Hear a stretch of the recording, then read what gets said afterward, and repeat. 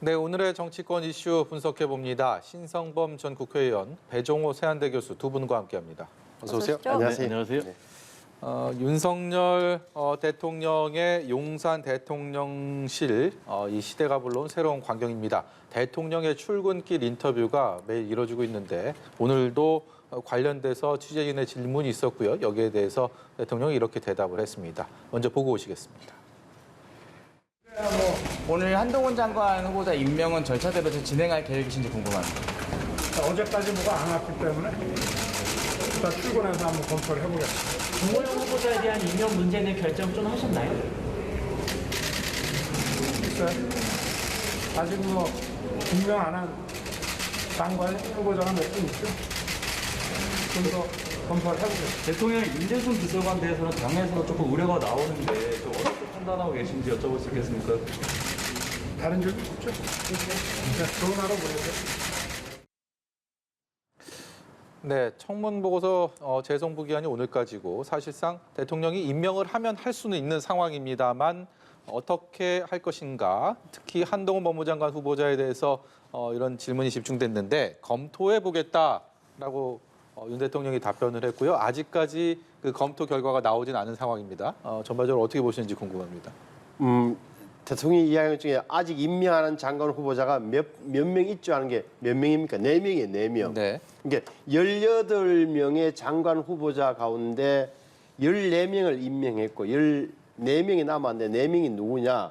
정호영 보건복지, 한동훈 법무로 김현숙 여성가족, 한 분은 김인철 사퇴한 분의 후임 장관이죠. 그러니까 정확하게는 3명이 남아 있는 건데 김현숙 여가부 장관에 곧 임명할 거라는 것을 오늘 국민이 알고 있는 사실이고 문제의 초점은 정호영 장관, 한동훈 장관 후보자인데 지금 윤석열 대통령의 머릿속에는 이런 대목이 있을 거예요. 예를 들어서 한동훈 후보자는 임명할 수 있어요.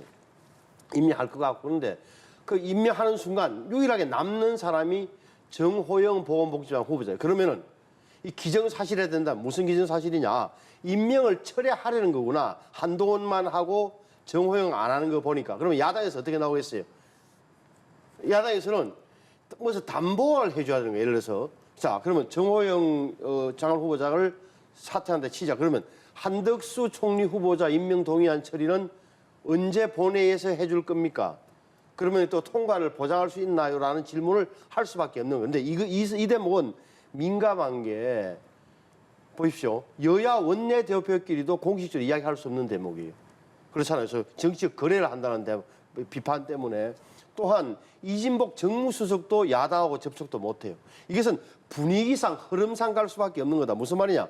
먼저 움직이는 쪽이 한쪽에서 먼저 움직여야 돼요. 예를 들어서 민주당에서 한덕수 총리 임명 동의안을 내일 모레라도 처리합시다. 본회의 열겠습니다라고 하면 그래서 뭐 정리되고 나면 예를 들어서 대통령이 그럼 정호영 후보자는 내가 뭐 미안하다 이야기를 하고 자신 처리시키다든지 이렇게 먼저 한쪽이 움직여줘야 되는데 양쪽 다 먼저 상대방이 움직여주기를 기다리는 형국이다. 그래서 이제 제가 볼 때는 한동훈, 정호영 둘 다 임명이 조금 며칠 늦어질 수 있어요. 제가 볼 때는 대통령이 다 판단을 그 대목에서 유심히 하고 있을 겁니다. 배 교수께서는 어떤 것들을 읽으셨습니까? 지금 이제 상당히 교착 상태가 계속이 되고 있는데요. 자칫 잘못하면은 이 교착 상태가 강대강 대치 국면으로 더 심화될 수 있고, 그러면 이제 한덕수 국무총리 후보자의 공백 상태가 더 길어질 수 있기 때문에 뭔가 좀 여야가 또 윤석열 대통령까지 포함해서 극적인 좀 타결을 하는 것이 가장 바람직한 것이 아닌가 이렇게 생각이 되고요. 예. 이렇게 이제 전국이 대치되는 강대강 국면으로 가고 또 장기화되면 결국 이제 윤석열 대통령 입장에서는 국정 초반부터 굉장히 국정 운영이 어려워지는 그런 상황. 그렇게 되면 이제 나라가 어려워지고 국민들이 어려워지는 이제 그런 상황이니까 좀 제가 볼 때는 윤석열 대통령께서 좀 정치력을 발휘할 필요가 있다. 꽉 막혔을 때 서로 여야가 한 발짝씩만 물러서면은 오히려 이제 타협이 될 수가 있거든요. 지금 이제 민주당 입장에서는 한덕수 국무총리 후보자 인준 여부를 결정할 수 있는 그런 힘이 있고 또 윤석열 대통령께서는 장관 후보자를 임명할 수 있는 그런 권한이 있기 때문에 이 부분을 좀 절충하면 어떨까. 구체적으로 얘기하면은 지금 민주당에서는 한덕수 국무총리 후보자 인준 카드를 쥐고 있으면서 동시에 요구하고 있는 것이 한동훈 후보자 그리고 또 정호영 후보자를 반드시 낙마시켜라라고 요구를 하고 있고 지금 이제 윤석열 대통령께서는 이 부분에 대해서 뚜렷한 답변을 안 내주고 있는데 제가 볼 때는 이렇게 하면 좀 절충안이 나올 것 같아요. 그게 무슨 얘기냐? 정호영 후보자에 대해서는 이미 재송부 기간이 9일이니까 한참 지났음에도 불구하고 임명을 안 하고 있단 말이에요. 왜 임명을 안 하고 있는가? 결국 이제 협상용 카드로 쓰겠다는 것인데 이걸 뭐 자진 철회시키다든지 또는 지명 철회하는 조건으로 하고 그리고 이제 한덕수 국무총리 후보자 인준을 좀 받아내는 쪽으로 가면 어떨까? 다만 그걸로는 이제 충분히 민주당에서 됐다라고 수용을 하기 어렵기 때문에 지금 이제 한동훈 후보자에 대해서 염려하는 그런 지점이 있어요. 민주당에서 세 가지가 있는데 하나는 한동훈 후보자가 법무장관에 임명이 되면 민정수석실도 없는 막강한 법무장관이 될 것이다. 사실상 검찰까지도 직할 통치할 것이다. 그렇게 해서 대대적인 사정정국을 펼 것이다라는 이제 그런 우려가 하나 있고 네. 두 번째로는 지금 이제 청문회 과정에서도 굉장히 적개심을 노골적으로 드러냈어요. 그러면서 뭐 야반도주 하듯이 왜 이거를 검수완박 법안을 처리하느냐라는 이제 그런 부적절한 발언 이런 것들에 대해서 제가 볼 때는 좀 개인이 사과를 하고 그런 염려를 좀 씻어주고 동시에 자신의 딸에 대해서도 그게 습작 수준이다라고 얘기하겠지만은 국민의 눈높이에서 보면 전형적인 스펙 쌓이고 부모 찬스라고 볼 수밖에 없기 때문에 이 부분도 사과를 하는 것으로 해서 제가 볼 때는 어떤 극적인 타결책을 마련하는 것이 가장 이상적인 그런 해법이 아닌가 그런 생각이 좀 듭니다. 예, 윤석열 대통령은 오늘 출근길에 즉답은 피했지만 이르면 오늘 장관 후보자 임명을 강행할 것으로 알려지다 민주당에서는 비판에 나섰는데요. 박홍근 민주당 원내대표의 목소리 먼저 듣고 대담 이어가도록 하겠습니다. 국정 갈등의 폭탄으로 작용할 한동훈, 김현숙 후보자 등 부적격 인사의 지명 철회를 다시 한번 강력하게 촉구합니다. 오늘 국회 운영위가 열립니다. 윤석열 대통령 비서실에 대한 상임위의 첫 질의가 있을 예정입니다. 대검찰청의 분소로도 모자라 각종 비리 의혹으로 논란이 더해지고 있는 인사 참사에 대해 확실하게 책임을 묻겠습니다. 윤석열 대통령은 윤재순 비서관부터 이시원 비서관 등 대통령실 인사에 대해 즉각 책임지길 바랍니다. 네, 박홍근 원내대표 얘기 듣고 왔는데요. 민주당은 글쎄요, 이제 국민 검증 얘기를 하면서 국정 운영의 폭탄이 될 거다 이렇게 또 경고하고 있는 상황입니다. 어제 윤석열 대통령이 시정연설을 하러 국회 방문해서 협치를 강조하고 뭔가 전기를 마련하기 위한 손은 내밀었지만 당장 민주당 입장에서는 또 그렇다고 손을 잡기도 지금 어려운 상황이고 또 지명 철회를 요구하고 있는 상황입니다.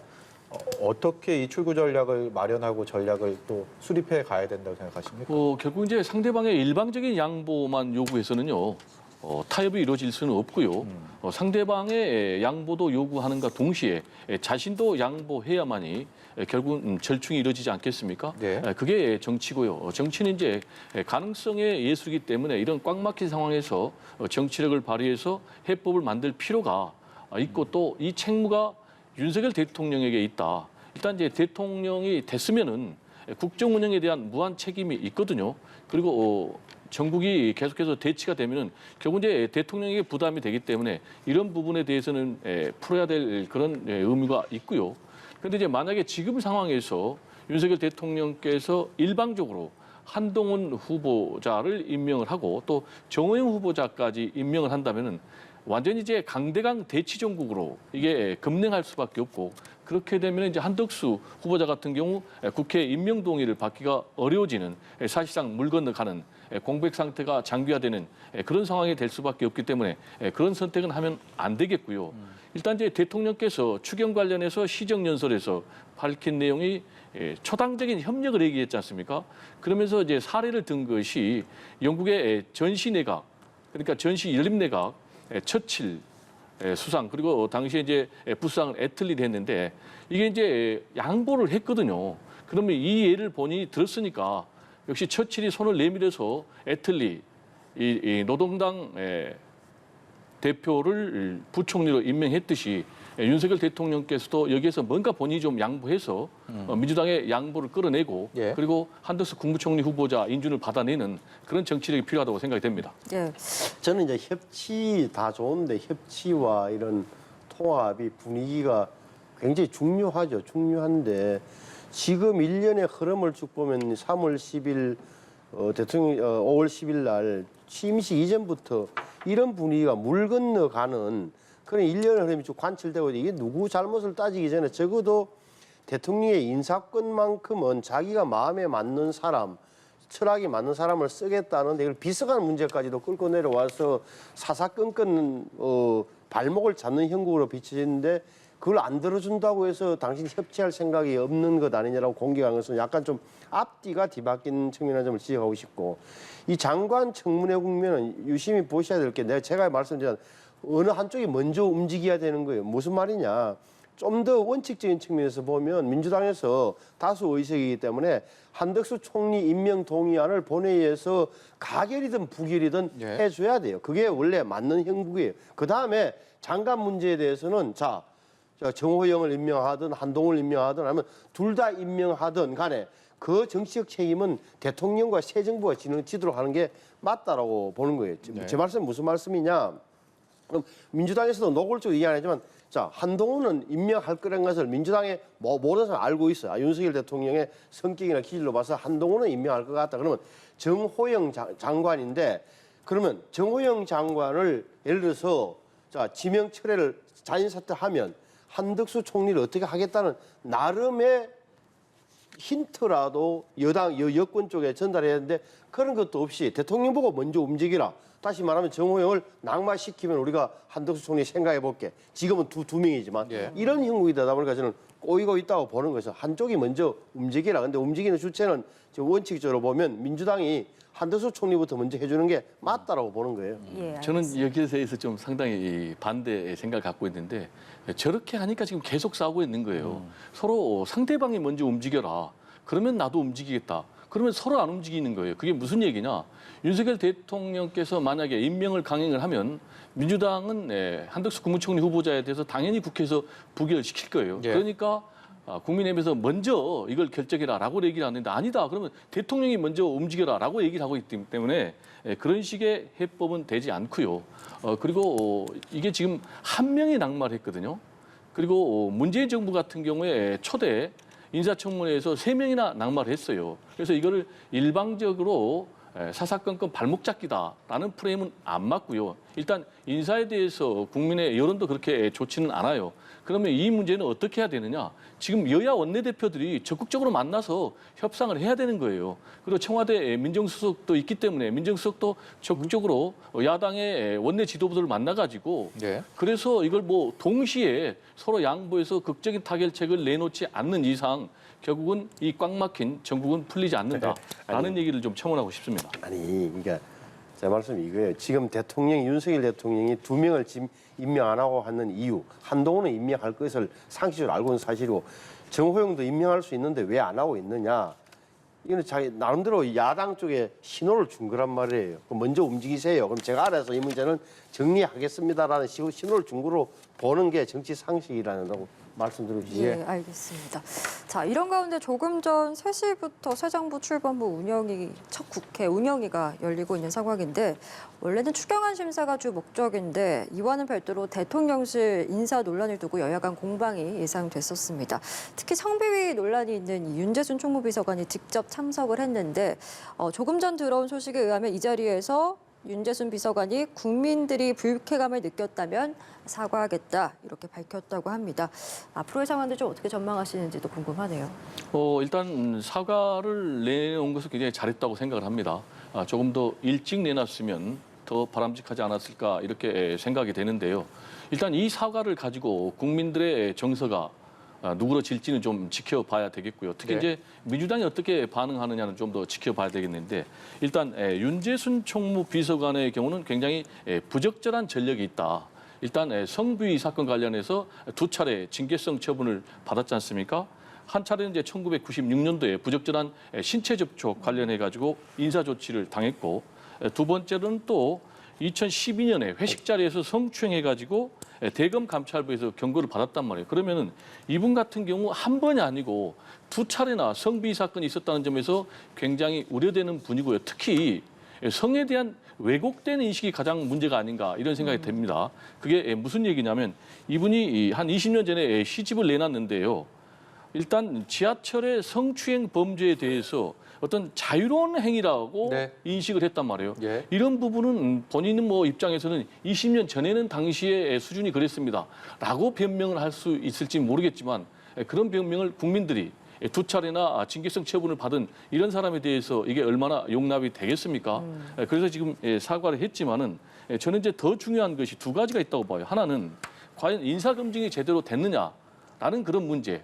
그리고 인사검증 과정에서도 이런 것이 알고 있었음에도 불구하고 이분을 발탁을 했다면은 혹시 윤석열 대통령과 개인적인 친분 때문에 이런 분을 또 발탁을 한 것이 아닌가라는 그런 우려감을 좀 지우기가 어렵습니다. 예, 일단 윤석열 대통령 측은 사퇴론과 관련해서는 선을 긋고 있는 상황인데 이게 과연 이렇게 단순 사과로 끝날 수 있는 문제인 것인가? 아무래도 지방선거를 앞두고 있는 만큼 당 차원에서 지도부 입장에서도 고심이 깊을 것 같은데요.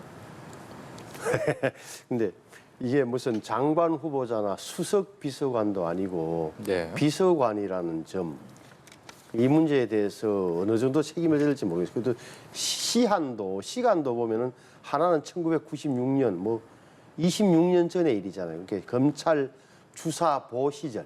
그러니까 아마 임관된 지 얼마 안 되는 검찰 행정직의 그런 이야기. 뭐 부적절한 건 맞는. 그다음에 또 하나는 2012년도 지금도 20년 전 이야기, 10년 전 딱 검찰 사무관 시절 이야기. 그 내용도 보면 뭐 술자리에서의 부적절한 언행 이 정도인데 기관장 경고를 받았다. 그러니까 징계위원회가 설치돼서 파면이냐 해임이냐 감봉이냐 이런 조치를 안 받고 기관장 경고를 받았다 하면 적어도 그 당시 조직 안에서는 혀를 차는 정도. 저 사람 왜 저래?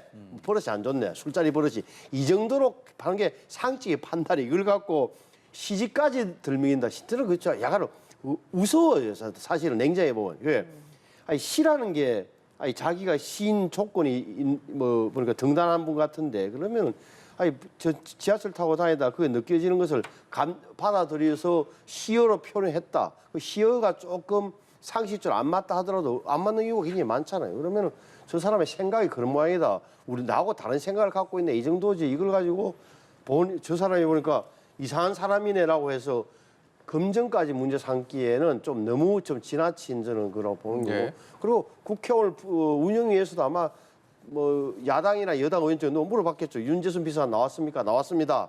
이런 논란이 벌어지는데 어떻게 뭐 잘했다고 생각하십니까? 죄송합니다라고 끝난 거예요. 이거는. 그렇게 더 이상 이야기 될 것도 없더라고 봐요. 네, 또 한 가지 끝나지 않은 것이 이번에 있는데요. 윤석열 대통령과 지금 경기도의 무소속으로 출마한 강용석 변호사 간의 이 통화가 당선인 시절에 있었는데 이것이 진실이다, 그렇지 않다 말이 계속 오가고 있습니다. 먼저 강용석 변호사는 윤 당선인한테 전화를 받았다. 왜 김은혜 후보를 공격하느냐, 뭐 이런 얘기를 주장을 했고요. 그리고 조금 있다가 윤 대통령 측은 강용석 변호사랑 통화한 적이 없다라고 공식 반박을 했습니다. 그러자 이번에는 강용석 변호사 측이 거짓말을 한 적이 없다, 통화를 했다. 이게 뭐 계속 핑퐁도 아니고요. 왔다 갔다 하면서 진실 공방이 이어지고 있는데 이게 무슨 의미가 있을지 그리고 어떻게 매듭을 짓게 될지 굉장히 궁금합니다. 어떻게 보셨습니까? 일단 강용석 후보 변호사의 주장이 사실이라면 상당히 심각하죠. 왜냐하면 이제 대통령 당선인, 지금 이제 대통령이신 분이 특정 지역의 특정 후보를 당선시키기 위해서 개입을 한 것 아니겠습니까? 그래서 지금 이제 고발까지 돼 있는 이제 그런 상황인데 이건 뭐 전형적으로 공무원의 정치 중립 의무 위반, 선거 개입 금지 위반을 한 그런 행위가 되기 때문에 상당히 심각한 건데 저는 지금 이것과 관련해서 진실 공방이 본질이 아니라고 봅니다. 지금 이제 강용석 후보자는 대통령으로부터 전화를 받아서 대통령이 왜 김은혜 후보를 공격하냐, 김동연 후보를 공격해야지 이렇게 들었다고 하니까 청와대는 그런 일이 없다. 아니다, 나는 통화 내역 갖고 있다. 지금 이렇게 진실 공방으로 흐르고 있는데 본질은 대통령 당선인이 선거에 개입했다라는 것이 이제 가장 중요한 본질인데 일단 윤석열 대통령의 경우는 당선인 시절에 사실상 전국을 순회하면서 업부컷 정치를 하면서 야당으로부터 왜 계속해서 선거 개입을 하느냐라는 그런 시비에 몰렸는데 지금 이제 구체적인 사건에 또 연루돼 가지고 고발됐다는 것 자체가 굉장히 좀 불미스러운 사건이면 틀림이 없고요. 이거는 이제 진실 공방을 매듭질 수 있는 것은 간단하죠. 지금 강용석 변호사가 통화 내역이 있다라고 얘기를 하고 있기 때문에 그 통화 내역을 밝히면은 바로 그게 드러나는 거예요. 그럼 이제 시청자들이 좀 궁금한 건 그럼 어떻게 해서 강용석 변호사는 후보는 윤석열 대통령과 통화를 할 수 있었을까라는 이제 그런 의문이 드는데 두 분이 좀 가까운 사이라는 거 아니겠습니까? 사실도 동기여가지고 그래서 이런 부분에 대해서는 뭐 어느 한쪽이 거짓말하고 있는지 저는 장담을 할 수가 없고 결론 내릴 수 없지만은 일단은 불미스러운 일이고 정황으로 볼 때 강용석 변호사가 없었던 일을 가지고 지어냈겠느냐라는 좀 그런 의문이 드는데 만약에 이런 부분이 사실이라면은 대통령께서 좀 부적절한 행동이었다라고 사과하고 매듭 짓는 것이 가장 바람직한 것이 아닌가 생각이 듭니다. 예, 어떻게 보고 계십니까? 첫째는 과연 사실일까?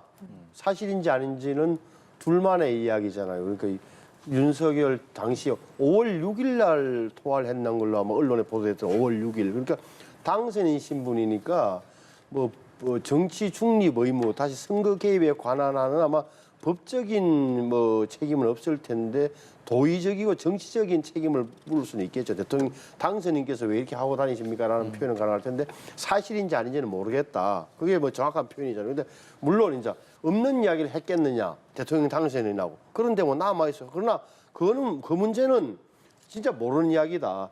제가 보기에는 아마 사법시험 동기, 연수원 동기라니까 나이 차이도 아마 9살 정도 나고 아마 형하고 했거나 아마 친했겠죠. 그러니까 있을 수 있는 건데 왜 또 녹음을 했을까라는 대목도 또 하나 남는 것 같고 오늘 강용석 전 의원, 강용석 후보가 언론에 나와서 한 이야기를 보니까 결국은 이런 이야기를 하더라고. 더 이상 구체적인 이야기는 안 하겠다. 다시 말하면 윤 대통령과 새 정부에게 누가 되지 않았으면 좋겠다. 그리고 무엇보다도 정치 개입이라는 것은 전혀 없었다. 이렇게 뭐 대화가 있었다는 건 사실을 뭐 자기는 주장하면서 네. 그런 이야기는 없었다고 하는 거 봐서는 뭐 사실관계부터 좀 먼저 확정이 필요하고 저는 기본적으로 이게 대통령과 한 변호사 또는 선거 후보로 나온 도지사 선거 무소속 후보 간에 전화를 했니 안 했니 네. 진실 공방으로 좀 치닫는 것은 별로 아름답지 못한 모습은 맞아요. 예, 사실관계 확인부터가 우선이다 이런 말씀 해주셨습니다. 앞서서 저희가 국민의힘 윤재준 비서관 이야기도 했지만 계속해서 지금 정치권의 성비위 폭로가 이어지고 있는 상황입니다. 민주당 같은 경우에는 박완주 의원을 제명했고 정의당에서도 지금 성폭력 의원 피해 폭로가 나온 상황인데 강민진 전 청년정의당 대표가 SNS에 당이 사건을 묵살하고 은폐하려 했다 이렇게 주장을 했고 지금 당에서는 즉각적인 조치를 했다 이렇게 반박하고 있는 상황입니다. 정치권에서 반복되는 이 성비위 논란 무엇이 근본적인 문제라고 보십니까? 일단 뭐 한마디로 얘기를 하자면은요 사회 변화, 시대 변화를 정치권이 선도하는 것은커녕 정치권이 시대 변화, 사회 변화를 좀 오히려 따라가지 못하고 있는 것 아닌가 이렇게 생각이 됩니다. 특히 이제 민주당에서 박완주 의원의 이 성비 사건 문제와 관련해서 굉장히 국민들에게 충격을 줬지 않습니까? 그래서 민주당도 충격을 입고 의총을 열어서 제명 의결을 했는데 이번엔 또 정의당에서 이런 유사한 문제가 터졌어요. 예. 더구나 이제 평범한 사람도 아니고 청년 정의당 대표 그리고 또 청년 대변인으로 정의당에서 활동을 했단 말이에요. 그럼 이제 정의당 하면은 어느 정당보다 도덕성을 생명력으로 삼고 있는 이제 그런 정당인데 그런 정당에서 이런 성 문제가 터졌다는 것이 이제 상당히 좀 충격적이고 이 지금 가해자로 지목되는 1차 11월 달에 사건이 있었는데 네. 광역 시도당 위원장이라는 것 아니겠습니까? 그리고 또 이분이 또 공천을 받아서 이번 선거에 출마했다는 것 아니겠습니까?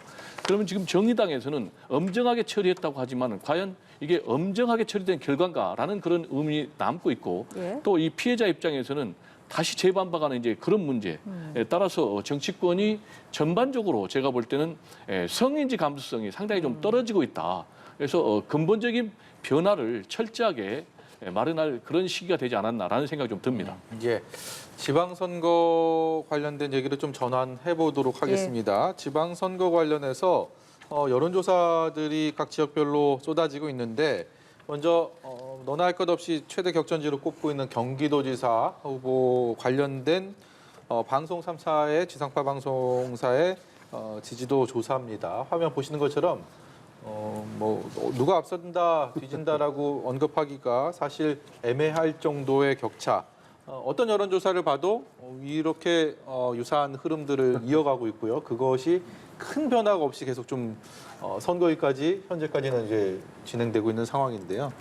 뭐 이렇게 판가름하기가 굉장히 어려울 것 같습니다. 어렵죠. 저 보십시오. 아유 뭐 저는 아무런 차이가 없다고 보는 게 맞는 거고 오히려 눈에 띄는 대목은 무소속으로 나온 저 방송 3사 조사에서 2.9%포인트를 받은 강용석 후보가 우리가 다 이야기했습니다만 어떻게 할 것이냐.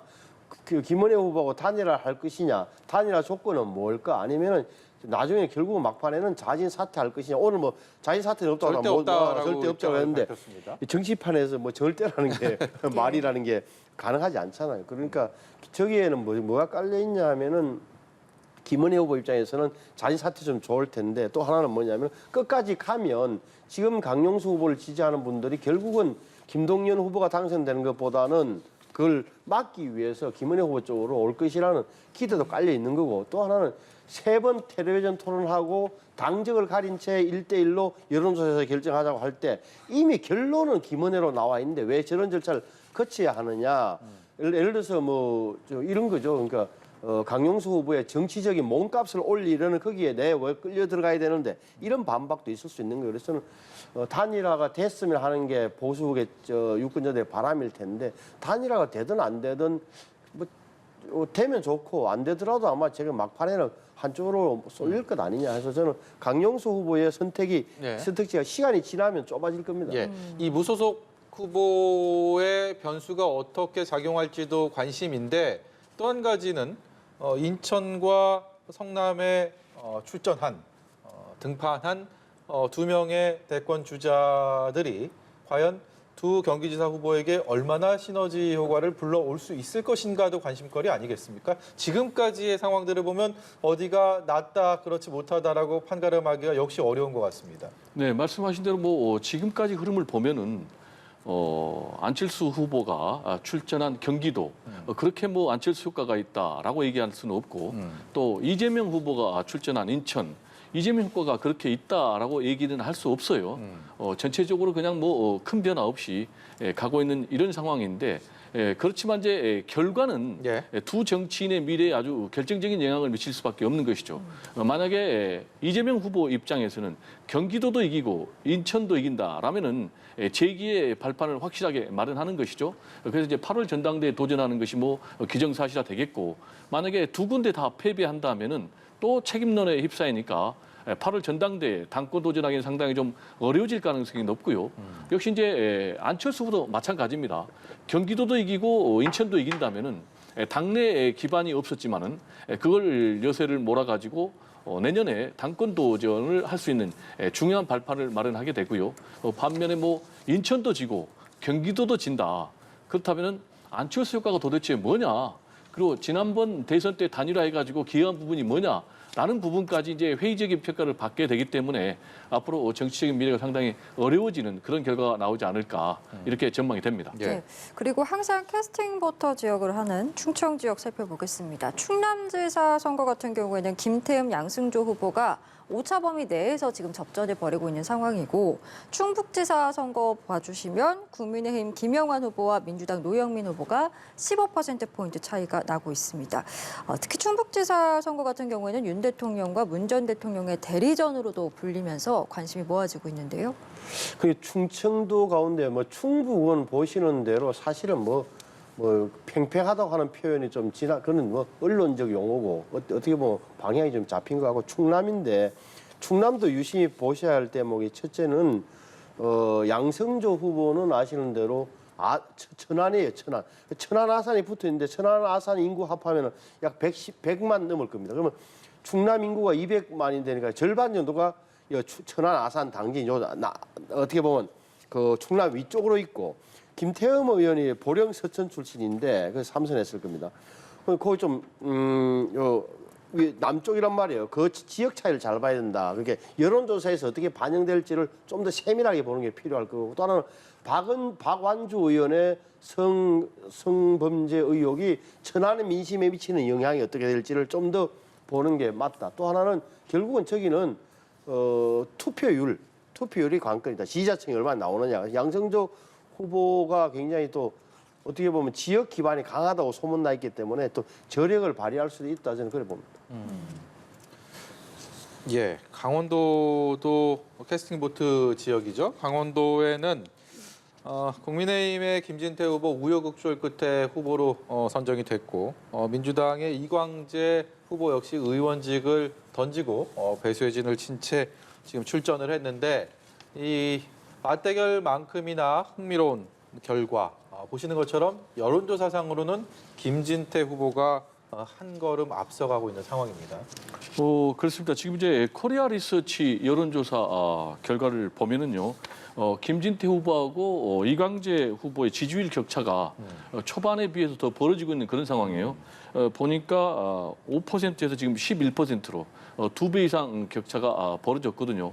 그럼 이제 또 다른 여론조사에서는 오히려 또 격차가 좁혀드는 그런 여론조사가 있기 때문에 어느 것이 맞는지는 정확하게 모르겠어요. 다만 분명한 것은 일단 강원도 같은 경우는 좀 보수 성향이 좀 강하고요. 예.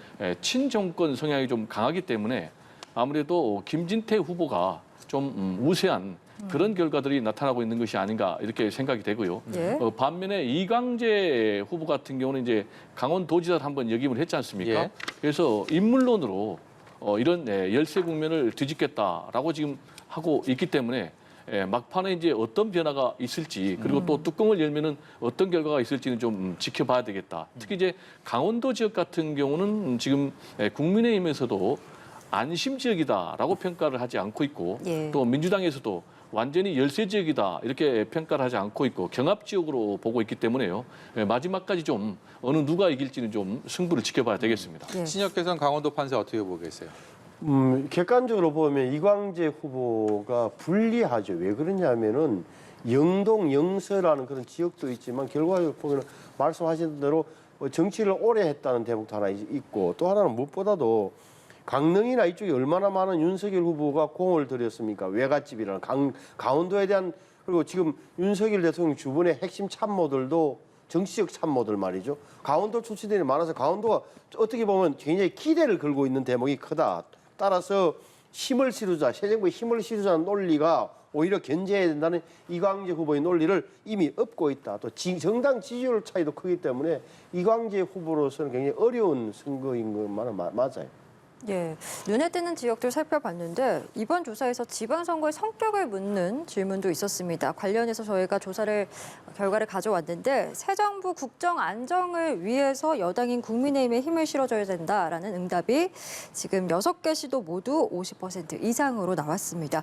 대선 직후에 치러지는 선거인 만큼 역시 국정 안정에 대한 공감도가 더 높은 것으로 보이는데 굳이 꼽자면 지금 정부 견제를 해야 한다라는 응답은 경기에서 가장 높습니다. 어떻게 보셨습니까?